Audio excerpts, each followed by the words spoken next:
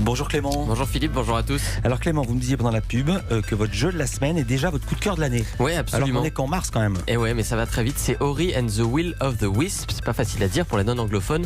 On peut le traduire par Ori et la volonté des feux follets. C'est assez poétique. Et c'est la suite d'Ori and the Blind Forest. C'était sorti en 2015. C'était un jeu indépendant donc fait par un petit studio autrichien qui avait surpris tous les joueurs par l'émotion qui s'en dégageait. Et je n'ai pas été déçu par cette suite. Loin de là, j'ai même été émerveillé. Alors racontez-nous, c'est quoi ce jeu? C'est un jeu de plateforme un peu dans la veine de Rayman. Vous vous souvenez Déjà, de Rayman? dis ce que ça veut dire un jeu de plateforme. C'est un jeu où on regarde donc de travers et donc il faut avancer dans un monde. On passe de plateforme en plateforme, il faut sauter, etc., se déplacer. Compris. Donc là, c'est un peu comme Rayman, donc on connaît bien, mais avec une touche un peu plus onirique. On incarne Ori, qui est un esprit de la forêt. Je l'ai avec moi en peluche, là, pour ceux qui n'ont rien.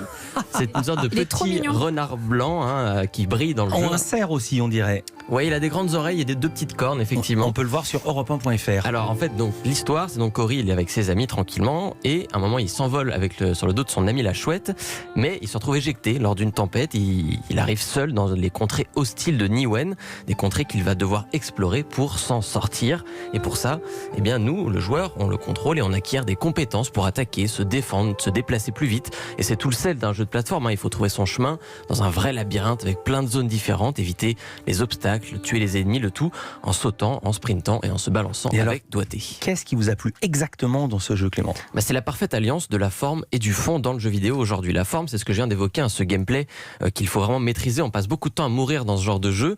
On recommence plein de fois jusqu'à trouver la bonne formule. C'est très très addictif. Et le fond, ce sont les multiples facettes artistiques d'Ori and the Will of the Wisps. C'est un scénario très émouvant, vraiment.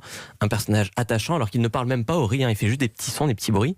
Et puis les graphismes sont absolument magnifiques. Mais moi, selon moi, ce qui contribue le plus à la magie des jeux Ori, c'est la musique.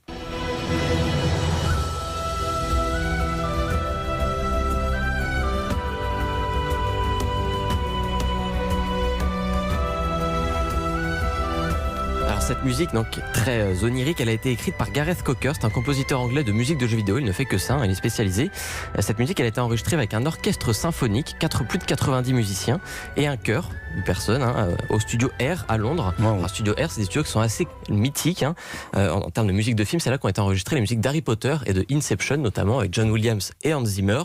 Pas n'importe qui. Non. Et le résultat, c'est un pur enchantement. Et j'ai eu la chance de rencontrer Gareth Cocker. Il m'a expliqué comment il compose la musique d'un jeu vidéo. Écoutez.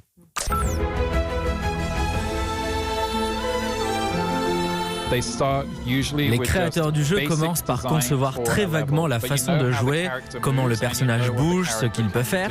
Avec juste ça, je peux définir le rythme et le tempo de la musique parce que j'ai une idée de la vitesse du jeu.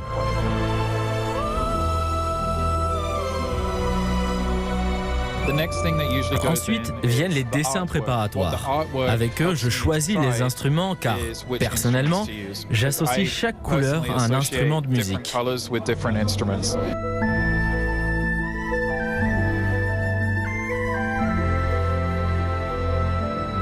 La dernière étape, c'est la mélodie. Là, je regarde les personnages et l'histoire pour faire en sorte que la musique colle à l'expérience globale de jeu.